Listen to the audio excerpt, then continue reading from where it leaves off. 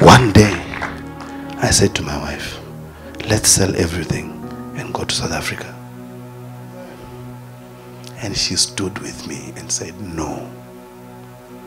No. If it was not for people like RODNEY ChipOyera who at some point, they began to stand with me financially, men of God, I would have drowned. This man and his wife, they don't even know. I'm telling him for the first time. They stood with me in it. They had no idea. Robert would phone me, man of God, check your account. I check my account, there's $10,000. This is just when I was about to give up. And God says, no, don't worry, I will show you my hand. 3 days later, when you gave me that 10,000, you remember that when you gave me that 10,000, I was about to pack everything and go. You don't know what you did.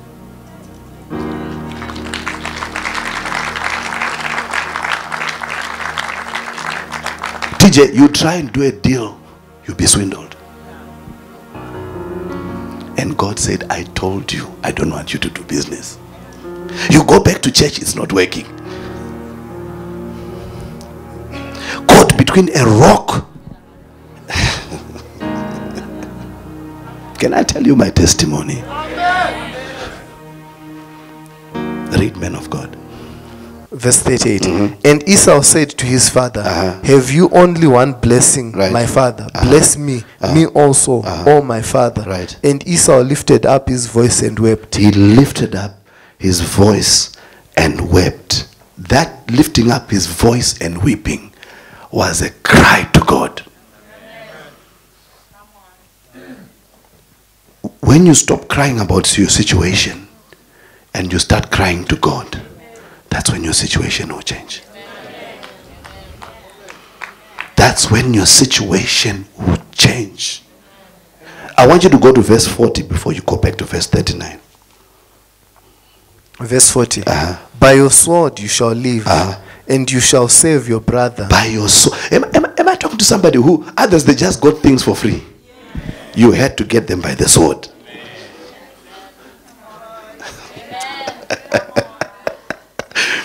For others, they just did one or two things. Things came together. But you have to fight tooth and nail for everything. You've heard the way church members come to this church. Somebody was being hindered since 2012. This one, by the sword. Am I talking to any people who live by the sword? Shall go to about 1,000 chayo.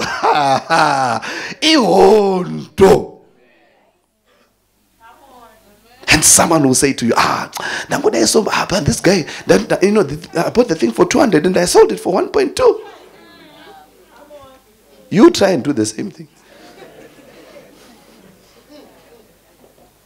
I know people who are fighting in business by the sword today. You are not as blessed as Jacob. And I know it's not fair. But that's the reality. You are not blessed like Jacob. Read, man of God. And by the sword you shall live. By your sword you shall live, and you shall save your brother. Always your brother, not even your older brother. Have you ever seen young people go ahead of you? They are young, these boys. But for years, we had to serve. Even go and pay homage to their conferences. He's preaching nonsense. The crowd is jumping. You say, if I could get that microphone. Can I talk to somebody? If you just gave me 5 minutes with that microphone, I know how to work it. Because I've worked it at the backside of the desert. I've worked it in the shower. I preached to the soap until it was saved. I preached to Bingo. Bingo is in heaven. I had no one to preach these things to. Is somebody hearing what I'm saying? Oh, somebody tap your neighbor and say, God bless me also. Come on, God bless me also. If you can bless a trickster, bless me also. If you can bless somebody who's sleeping in midnight when I'm praying, bless me also. If you can bless a non-tither, bless me also. One of the scriptures in the Bible that I do not like, I don't like. You have scriptures you don't like, don't look at me like that. The Bible says the rain falls on the just and the unjust. I understood those scriptures.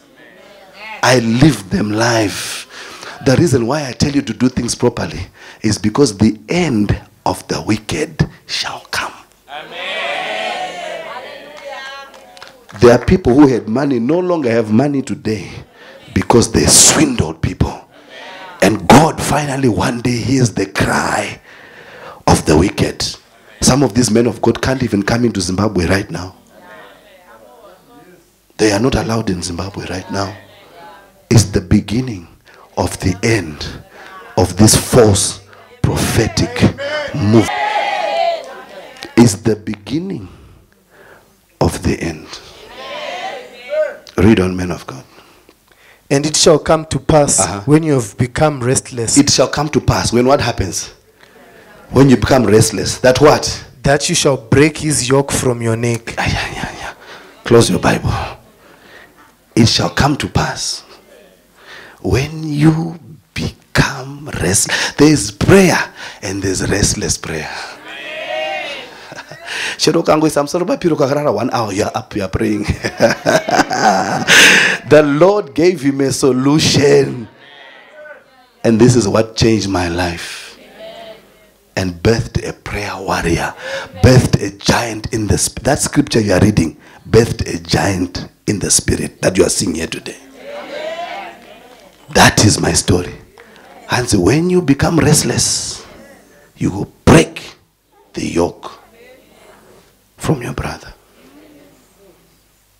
The church has started to grow now because the yoke.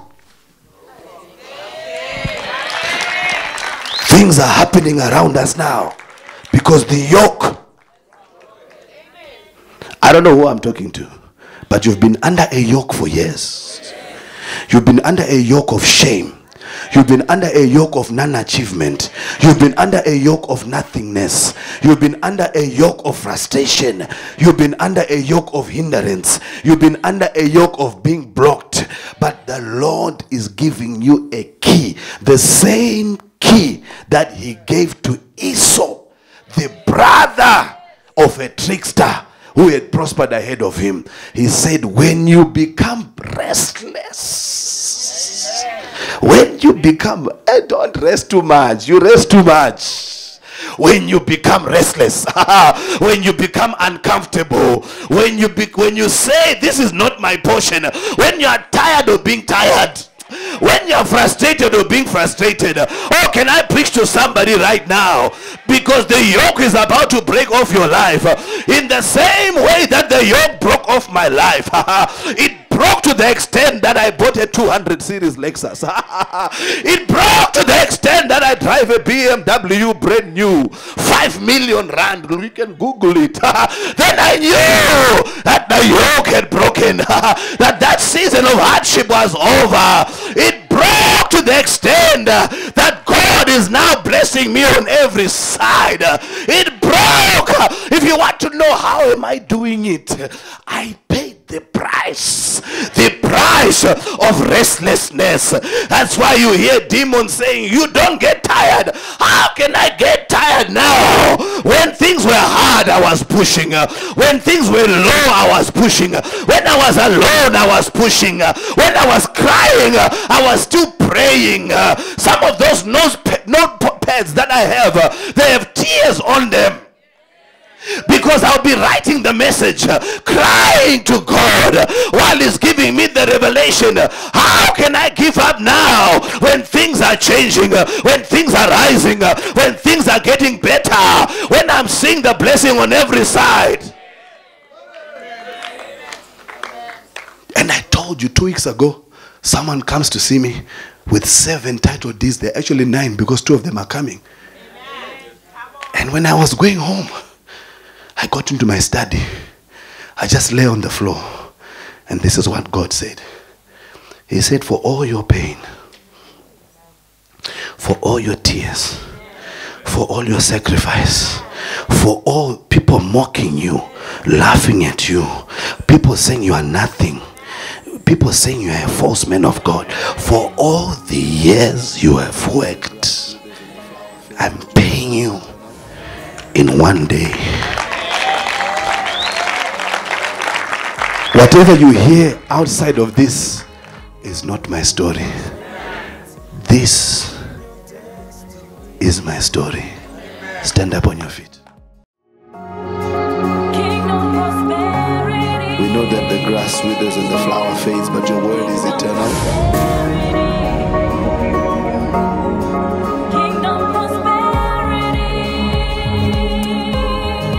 Breaking the chains, unlocking your destiny.